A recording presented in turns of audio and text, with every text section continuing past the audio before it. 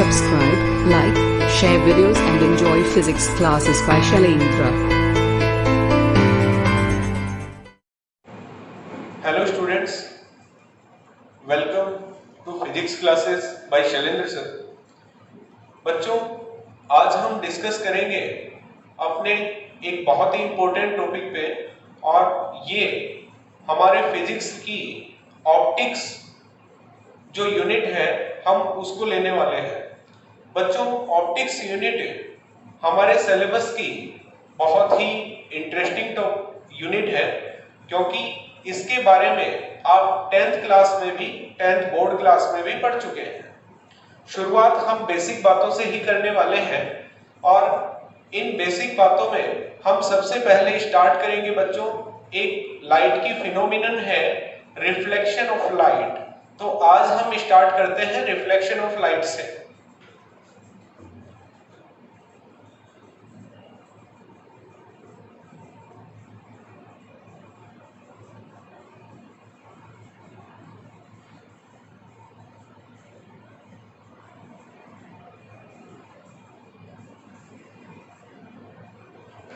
Dear students, reflection of light में हम ये देखते हैं कि जब कोई लाइट रे किसी मीडियम में ट्रैवलिंग करती है और किसी सेकंड मीडियम की सरफेस पे स्ट्राइक करती है, तो उसके बाद वो उसी मीडियम में अगर वापस रिटर्न हो जाती है, तो इस फिनोमिना को हम रिफ्लेक्शन ऑफ लाइट के नाम से जानते हैं। तो देखिएगा, सबसे पहले हम एक सरफेस लेते हैं। हम ये कह सकते हैं कि ये सरफेस दो मीडियम को सेपरेट कर रही है। इसके ऊपर फर्स्ट मीडियम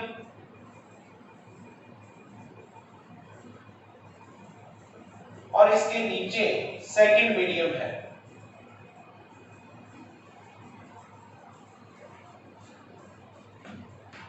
यदि कोई लाइट रे फर्स्ट मीडियम में ट्रैवलिंग करती है और सेकंड मीडियम की सरफेस से टकराती है, तो बच्चों इसके बाद यदि इस स्ट्राइकिंग पॉइंट पर हम एक नॉर्मल कंस्ट्रक्ट कर देते हैं,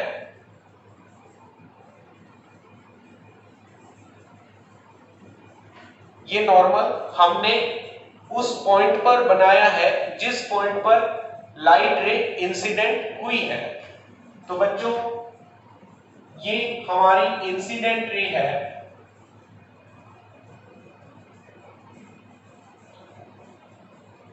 ये पॉइंट ऑफ इंसिडेंस पर नॉर्मल है। इसके बाद जो इंसिडेंट होने वाली लाइट रे है बच्चों, ये उसी मीडियम में वापस लौट जाती है। तो इस फिनोमिना को हम रिफ्लेक्शन ऑफ लाइट के नाम से जानते हैं। तो ये है बच्चों हमारी रिफ्लेक्टेड रे।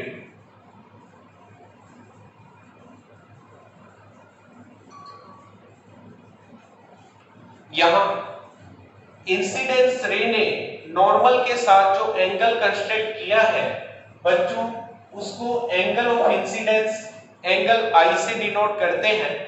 इसी तरह जो रिफ्लेक्टेड रे है वो नॉर्मल के साथ जो एंगल कंस्ट्रक्ट करती है उसको रिफ्लेक्शन एंगल आर से शो किया जाता है।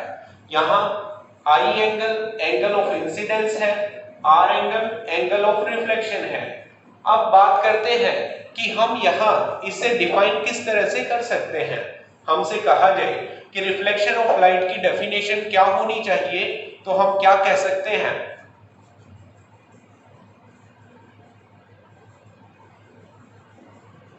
When a ray of light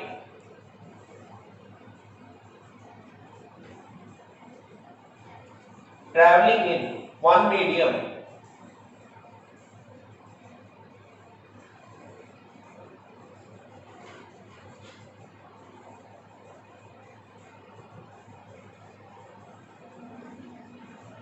and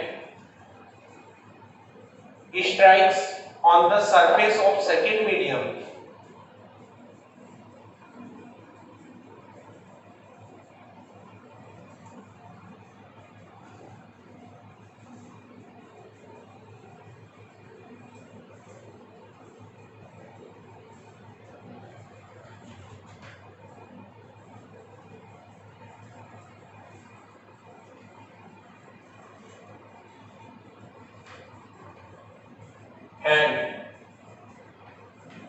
after this it is returns back in the same medium.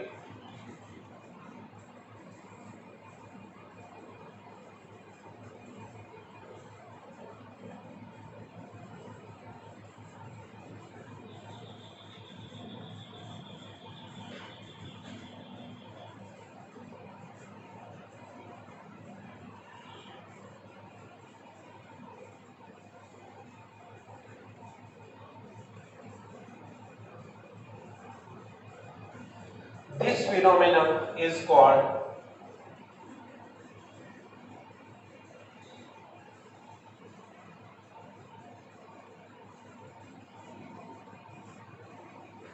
reflection of light. देखिए बच्चों, हम क्या डेफिनेशन दे सकते हैं रिफ्लेक्शन ऑफ लाइट की? When a ray of light traveling in a medium, this is the incidence ray traveling in medium first and strike on the surface of second medium. This ray strikes on the surface of second medium and returns back in the same medium then this phenomenon is called reflection of light. तो बच्चों, आपने देखा कि reflection of light की definition किस प्रकार दी जा सकती है और हम इसे अब आगे बढ़ाएंगे और हम पढ़ेंगे बच्चों इसके लॉज क्या हैं। डियर स्टूडेंट्स, हम डिस्कस कर रहे हैं लॉज ऑफ रिफ्लेक्शन पे।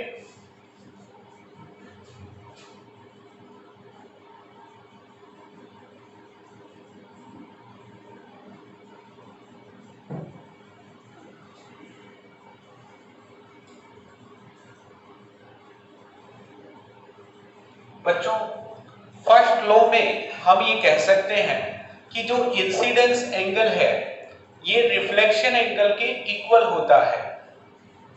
Angle of incidence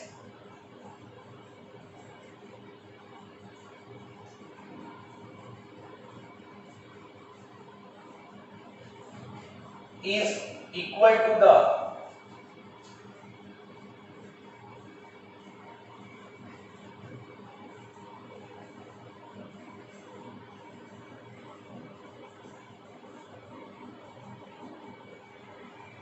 angle of reflection. So we can say that angle I is equal to the angle R. The second law is in reflection,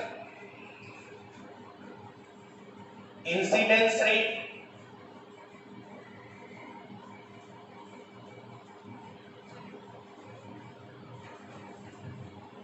normal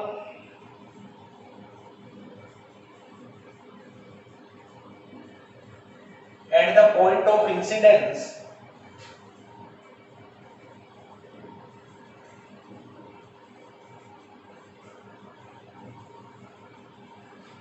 and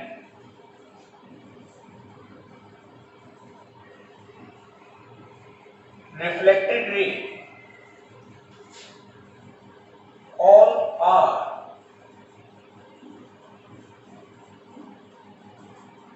lie in the same plane.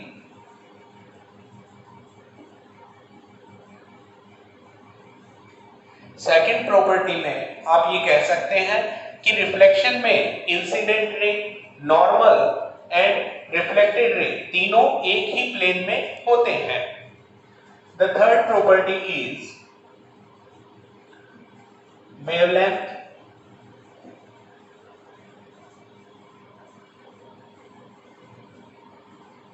Speed and frequency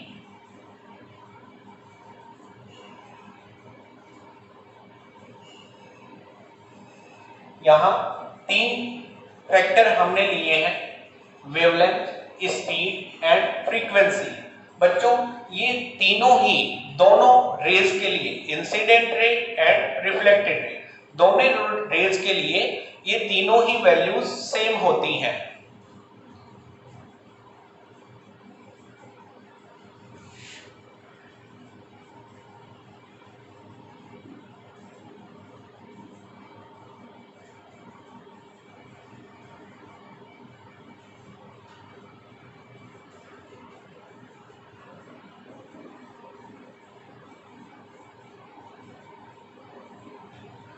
the fourth property is, बच्चों fourth property में हम रे की intensity की चर्चा करते हैं।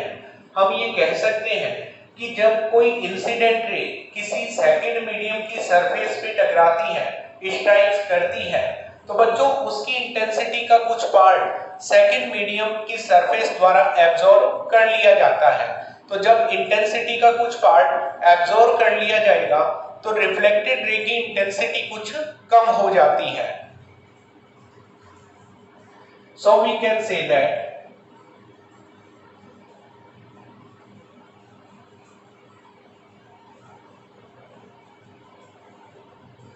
some amount of intensity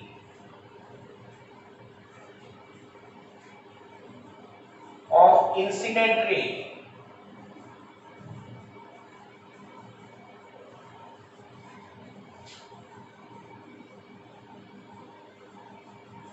absorbed by the surface of second medium.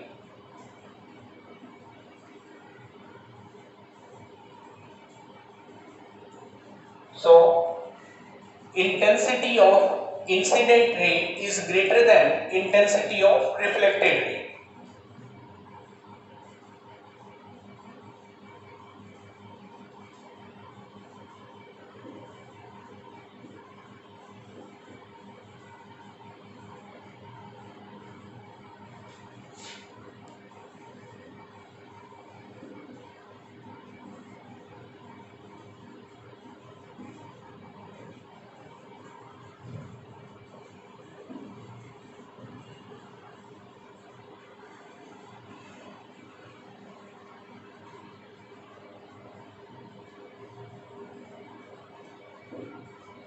These are the properties of reflection.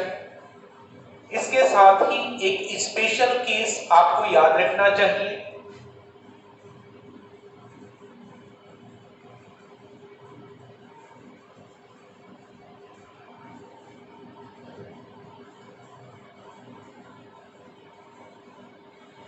बच्चों यदि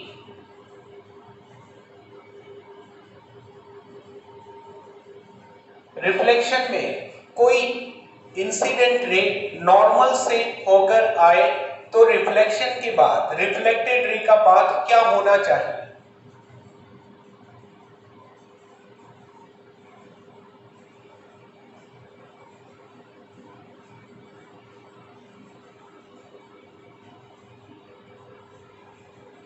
देखिए डायग्राम में हमने इंसिडेंट रे को नॉर्मल से होते हुए लेकर आए हैं।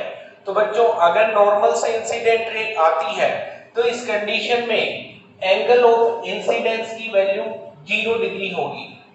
देखिएगा अगर नॉर्मल से होकर इंसिडेंट रे आती है तो इंसिडेंस एंगल की वैल्यू 0 डिग्री होगी। And we know that first property के अकॉर्डिंग हम ये कह सकते हैं कि रिफ्लेक्शन में एंगल I और एंगल R की वैल्यूज इक्वल होती हैं। तो बच्चों इस प्रॉपर्टी के अकॉर्डिंग हम कहेंगे एंगल R भी 0 डिग्री होना चाहिए। So we can say that in this condition reflected ray returns back on the same path.